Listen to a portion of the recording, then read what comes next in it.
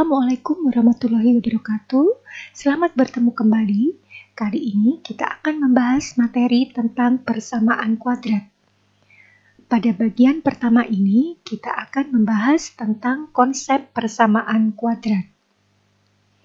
Perhatikan permasalahan berikut.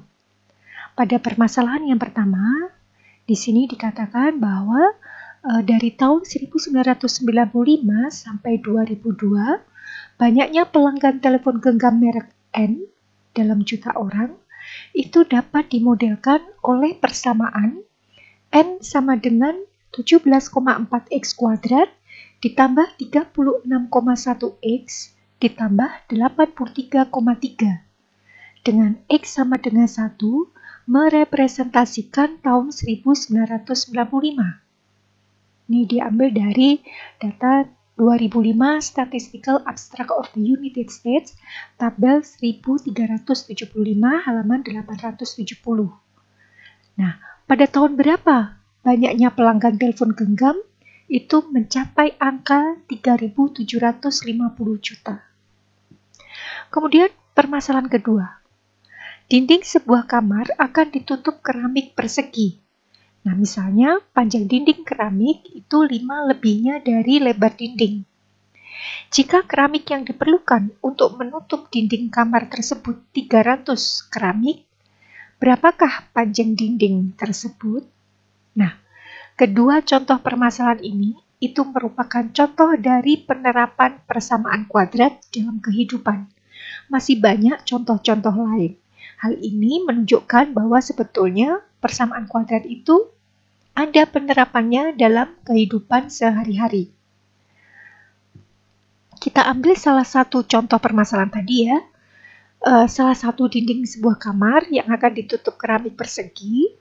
Jadi kita misalkan panjang dinding keramiknya itu 5 lebihnya dari lebar dinding. Ya, jika keramik yang diperlukan untuk menutup dinding kamar tersebut diketahui 300 keramik, berapakah panjang dinding tersebut? Nah, di sini kita misalkan dinding berbentuk persegi panjang dan lebarnya adalah X. Maka luasnya adalah, jadi kita tahu ya bahwa luas itu kan panjang kali lebar. Di sini diketahui bahwa luasnya adalah 300. Dapat dari mana 300? Karena di situ sudah diketahui diperlukan ada 300 keramik untuk menutup dinding kamar. Berarti hitungannya kan 300 meter persegi ya. Nah, itu luas. Sama dengan X ditambah 5. Kenapa ditambah 5? Karena di situ dikatakan bahwa panjang dinding keramik itu 5 lebihnya dari lebar dinding, di mana lebarnya adalah X. Kemudian kita gunakan operasi aljabar. 300 sama dengan X kuadrat ditambah 5X. X kuadrat ditambah 5X dikurangi 300 sama dengan 0. Nah, bentuk inilah yang kemudian kita katakan sebagai persamaan kuadrat. Nah, tujuan pembelajaran kita adalah agar kalian dapat menjelaskan pengertian persamaan kuadrat, kemudian juga dapat mendeskripsikan karakteristik persamaan kuadrat berdasarkan akar-akarnya. Kita mulai dari pengertian persamaan kuadrat. Jadi, persamaan kuadrat itu adalah persamaan aljabar dengan pangkat tertinggi dari variabelnya itu adalah 2. Contohnya, nah di sini akan diberikan 4 buah persamaan. Manakah di antara keempat persamaan ini yang merupakan persamaan kuadrat? Kita lihat pada persamaan yang pertama, X ditambah 2 sama dengan 8. Nah, apakah ini persamaan kuadrat? Kita kembalikan ke definisinya. Kita kembalikan ke pengertiannya bahwa pangkat tertinggi dari variabelnya adalah 2. Di sini variabelnya adalah X yang berpangkat 1. Berarti di sini jelas bukan merupakan persamaan kuadrat. Kemudian, contoh yang kedua, 3 kuadrat ditambah X sama dengan 7. Kembali kita lihat di sini bahwa variabel X-nya itu hanya berpangkat 1. Sehingga ini juga bukan merupakan persamaan kuadrat. Contoh yang ketiga, 2 ditambah X dikurangi X kuadrat sama dengan 3. Nah, ini kita lihat untuk variabel X kuadrat, nah ini pangkatnya yang tertinggi untuk variabel X-nya ya. Di sini ada X, ada X kuadrat. Nah, di sini jelas bahwa pangkat tertinggi dari variabel X-nya itu adalah 2. Sehingga ini kita katakan sebagai bentuk dari persamaan kuadrat. Kemudian contoh yang keempat, ini juga bukan ya, karena jelas di situ bahwa untuk variabel X-nya, pangkat tertingginya adalah 3. Nah, bentuk umum dari persamaan kuadrat itu adalah AX kuadrat ditambah BX ditambah C sama dengan 0. Dengan A-nya jelas tidak boleh sama dengan 0, dan A, B, C itu anggota himpunan bilangan real. Nah, untuk variabel yang X kuadrat, nah kita lihat A di sini disebut dengan koefisien. Jadi, koefisien dari X kuadrat. Jadi, A ini adalah koefisien dari X kuadrat. Sedangkan B ini adalah koefisien dari X. Sedangkan C ini disebut dengan konstanta. Nah, sekarang kita lanjutkan ke akar-akar persamaan kuadrat. Jadi maksudnya akar-akar persamaan kuadrat ini adalah penyelesaian dari sebuah persamaan kuadrat. Nah, akar dari sebuah persamaan kuadrat atau penyelesaian dari sebuah persamaan kuadrat AX kuadrat plus BX plus C sama dengan 0 itu adalah pengganti X yang memenuhi persamaan kuadrat tersebut. Sehingga pernyataannya menjadi bernilai benar. Artinya persamaan kuadrat tersebut menjadi bernilai benar ya. Nah, umumnya penyelesaian dari persamaan kuadrat itu nanti akan dinotasikan dengan X1 dan X2. Jadi, nah untuk grafiknya sendiri, persamaan kuadrat itu grafiknya berbentuk kurva seperti ini. Nah, kurva berbentuk parabola ya. Perhatikan di sini pada sumbu X, nah ini ada 2 titik yang memotongnya, yakni X1 dan X2. Nah, inilah yang disebut dengan akar-akar persamaan kuadrat atau penyelesaian dari persamaan kuadrat tersebut. Nah, contohnya, selidiki manakah di antara 2, kemudian negatif 3 atau 3 yang merupakan akar-akar dari persamaan kuadrat X kuadrat dikurangi 5X ditambah 6 sama dengan 0. Nah, kita cek satu persatu. Untuk X sama dengan 2, kita substitusikan ke dalam persamaan kuadrat tersebut. Ke dalam X kuadrat dikurangi 5X tambah 6 sama dengan 0 ya. Di sini X-nya kita ganti dengan 2, sehingga diperoleh 2 kuadrat dikurangi 5 kali 2 ditambah 6 sama dengan 0. Kemudian kita selesaikan dan diperoleh hasilnya adalah 0 sama dengan 0. Nah, ini berarti kan pas ya. Nah, dengan ini dapat kita katakan bahwa X sama dengan 2 itu merupakan akar dari persamaan kuadrat X kuadrat dikurangi 5X ditambah 6 sama dengan 0. Karena memenuhi ya, pas nilainya 0. Nah, sekarang bagaimana untuk X sama dengan negatif 3? Sama, kita substitusikan ke dalam persamaan kuadrat tersebut, sehingga diperoleh negatif 3 kuadrat dikurangi 5 kali negatif 3 ditambah 6 sama dengan 0. Kita selesaikan, 9 ditambah 15 ditambah 6, itu kan hasilnya 30.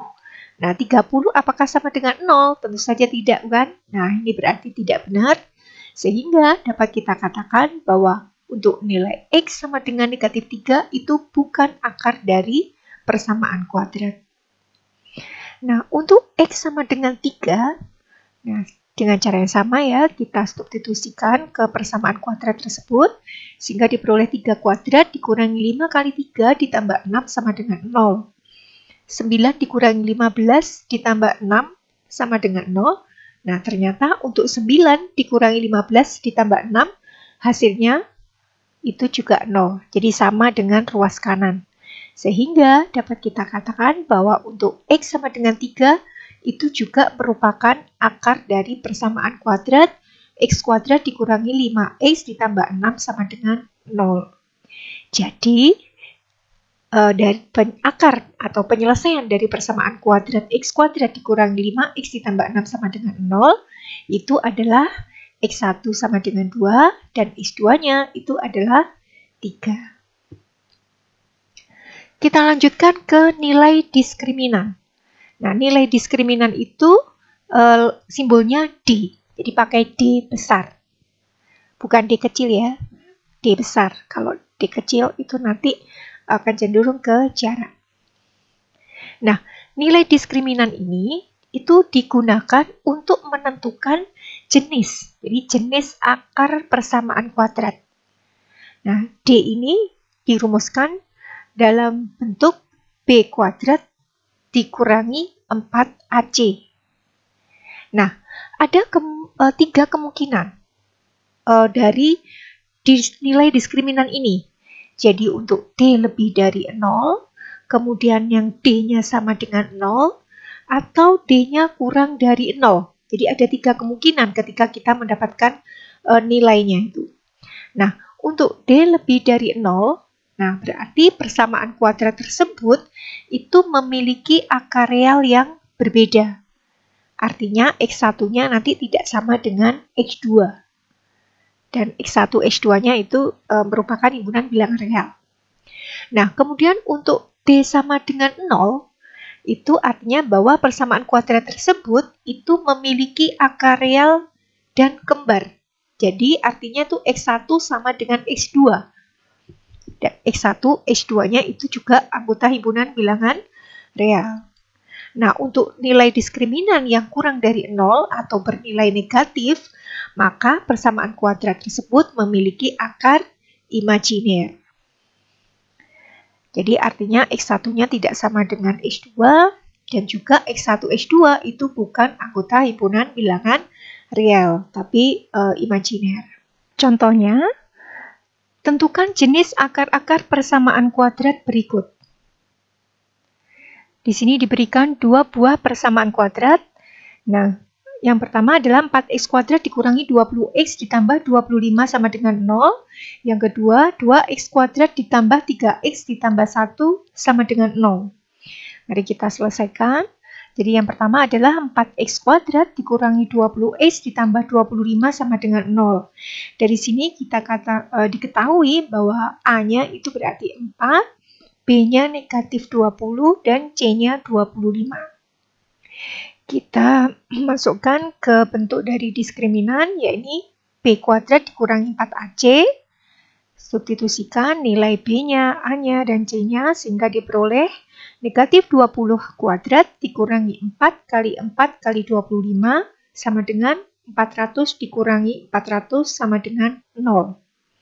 Nah, karena D-nya sama dengan 0, maka artinya persamaan kuadrat 4x kuadrat dikurangi 20x ditambah 25 sama dengan 0 itu memiliki akar real yang kembar.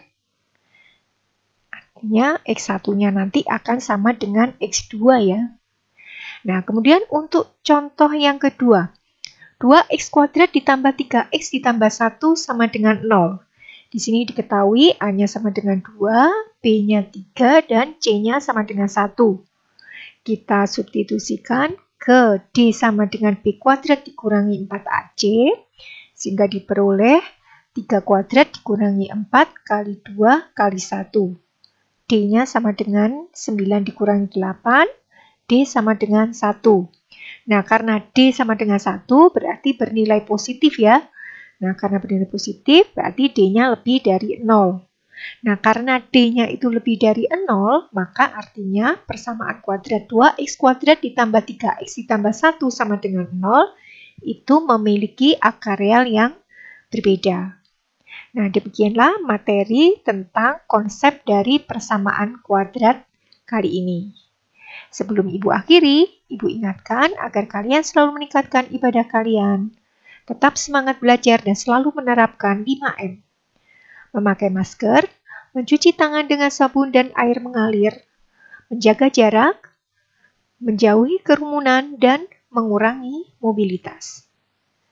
Wassalamualaikum warahmatullahi wabarakatuh.